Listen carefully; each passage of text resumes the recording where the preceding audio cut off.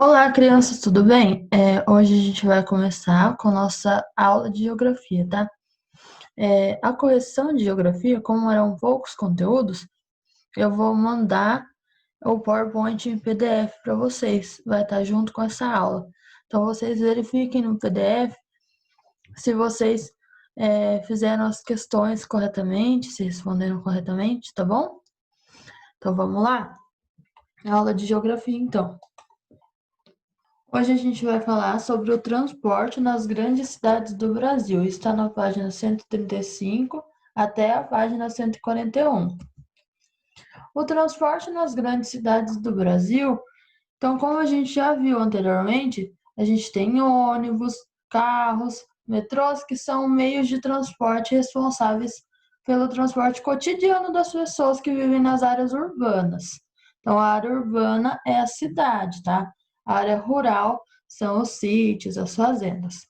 No entanto, a população enfrenta diversos problemas ao se deslocar para realizar suas atividades, como estudar, trabalhar, passear e etc. Na nossa cidade, isso não acontece muito, mas em cidades grandes que têm um fluxo grande de transportes, os engarrafamentos são os principais problemas enfrentados na vida das cidades, tá? Na cidade de São Paulo, por exemplo, estudos indicam que as pessoas levam em média 2 horas e meia por dia para realizar os deslocamentos diários, tá? Então, comparado a uma cidade como Santa Cruz do Rio Pardo, ou como São Pedro do Turvo, ou como Iguaçu, ou como Espírito Santo do Turvo, a gente não tem essa dificuldade de chegar de um lugar para o outro, tá? A gente não demora. Se a gente demorasse 2 horas e meia para chegar de um lugar para o outro, poderia ser a pé, né? A pé e uma distância bem longa, passar a cidade inteira a pé, né? Então é uma realidade diferente da nossa, mas essa é a imagem de um congestionamento, que são coisas frequentes na cidade de São Paulo. Quem já foi para São Paulo já pode ter é, participado desse fluxo, ou pelo menos visto, tá? Além dos congestionamentos, a lentidão e a lotação de trens, ônibus e metrô demonstram que os serviços de transporte coletivo, que vai mais de uma pessoa por vez, fornecidos para a população, ainda são insuficientes em muitas cidades do país. E mesmo com os avanços e a ampliação das linhas, o transporte coletivo de algumas cidades brasileiras não atendem adequadamente toda a população. Então, essa é uma foto em uma plataforma de metrô que está lotada lá na cidade de São Paulo, tá bom? Para ajudar a resolver o problema de transporte, muitas cidades brasileiras têm construído ciclovias destinadas ao deslocamento por meio das bicicletas. Além de diminuir o engarrafamento, as ciclovias contribuem também para a diminuição da poluição do ar e melhorar a qualidade de vida nas áreas urbanas. Por elas circulam inúmeras bicicletas, patinetes e skates. As ciclovias são uma alternativa para o deslocamento nas grandes cidades brasileiras. Então, vocês podem ver aí as pessoas andando na ciclovia. Você sabia? A bicicleta também é considerada um meio de transporte individual. Foi inventada por volta de 1800 e de lá para cá tem se tornado cada vez mais leve e veloz. Além de servir como meio de transporte, as bicicletas são utilizadas para as práticas de lazer e de esporte. O transporte e as atividades econômicas no Brasil. Então, o transporte tem muito a ver com as atividades econômicas de um país. E no nosso país, as pessoas e as mercadorias são transportadas diariamente por diversas vias, tá? Por diversas redes viárias que a gente fala, que são implantadas em todo o território. Entre elas destacam-se, então, a gente tem a rede de transporte terrestre, que é o ferroviário, tá?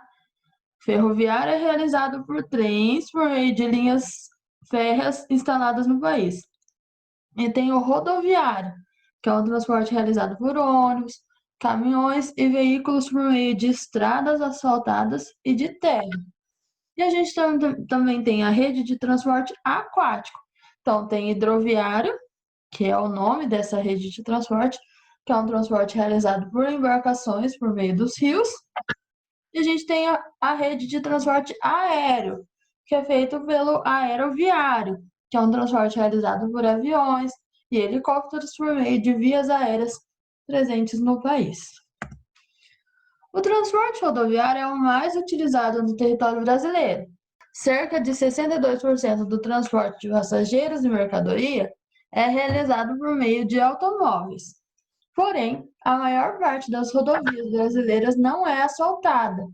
Esse fator prejudica o transporte, pois ele se torna mais lento, perigoso e custoso. Então, a presença de rodovias não pavimentadas é muito comum em todas as regiões do Brasil. O transporte realizado por meio das ferrovias é o segundo mais utilizado no Brasil. Ao longo dos últimos anos, o uso dos trens para carregar mercadorias aumentou e atualmente as ferrovias são responsáveis por transportar grande parte dos produtos do país. Os rios brasileiros também são utilizados para o transporte de mercadorias e em algumas regiões as embarcações são o principal meio de transporte de passageiros, como no norte do país, tá? O transporte hidroviário é um dos mais utilizados na região norte do Brasil.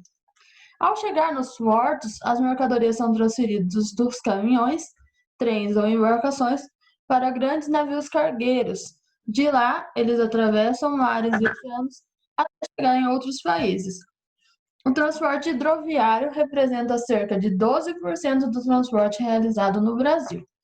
Por fim, o transporte aéreo é o menos utilizado no país. Apesar disso, o uso de aviões tem aumentado nos últimos anos. Então, vocês vão responder na página 139 qual é a rede de transporte mais utilizada no Brasil, que a gente falou nesse texto. Depois, nas próximas páginas, vocês têm dois mapas. Um sobre a rede de transporte terrestre, em 2017. Então, as linhas vermelhas são as rodovias pavimentadas. As linhas pontilhadas são rodovias em pavimentação, que ainda está sendo pavimentada. Linhas pontilhadinhas pequenininhas são as que ainda não são pavimentadas, tá? E as cinzas são as ferrovias. Percebam que a maioria tem ligação no litoral. Por quê? Para o escoamento de mercadorias, tá? E esses pontinhos amarelos são as capitais. No próximo mapa, vocês vão ver sobre o transporte aquático e aéreo, tá? Então, tem os portos fluviais e tem as hidrovias, que é por onde passam os barcos pelos rios, os aeroportos internacionais e domésticos. E vocês vão responder as perguntas que tem no mapa anterior e nesse mapa, que estão nas páginas 140 e 141, tá bom? Então respondam lá, qualquer dúvida pode me procurar. Um beijo e até mais.